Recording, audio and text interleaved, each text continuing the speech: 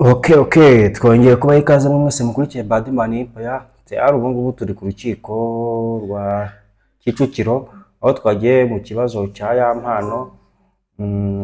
Harimo abantu bari kuregwa, harimo uwitwa Pazo, uwitwa Kijon, uwitwa Jihad, bazwi cyane ku mbuga nkoranyambaga hano mu Rwanda.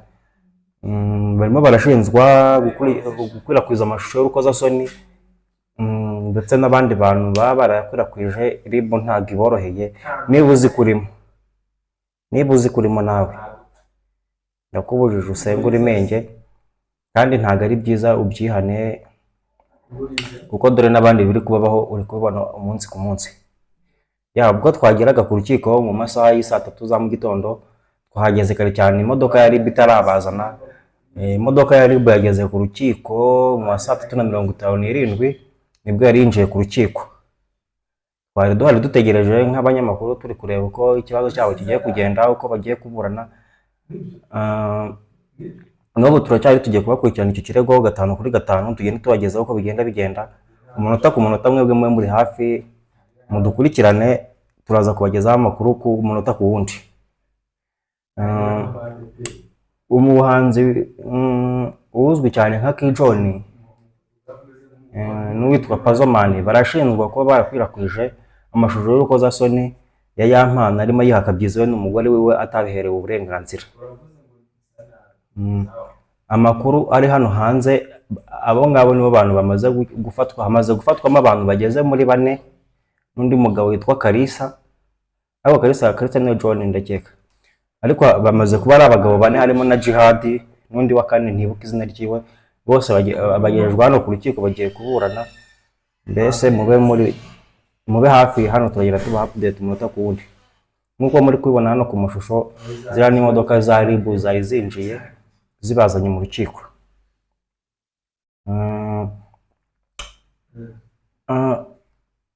Mu bihe byashize, amashusho ya mpano mu mezi anashize bigize gukwirakwiza ngo amashusho ya mpano ngo iminota iyi n'iyi yarasakaye no ku mbuga nkoranyambaga, mwese murabizi.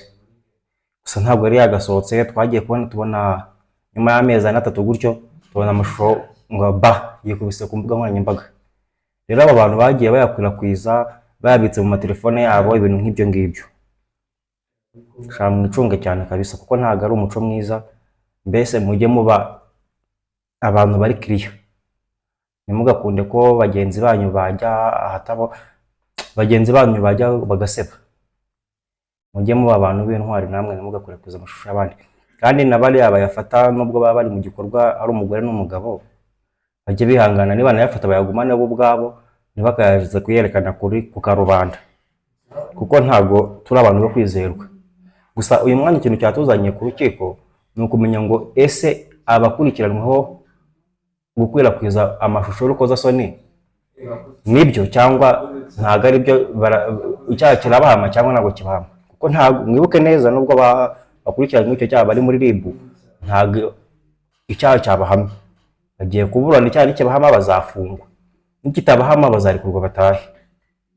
Gusa ikintu cyaba cyiza ni uko wewe munyarwandakazi, aho waba uri hose, waba uri mu mpande z'igihugu, ukarenye mu mujyi wa Kigali ndetse no mu mahanga, byaba byiza ibyo bintu mutongeye kubikora.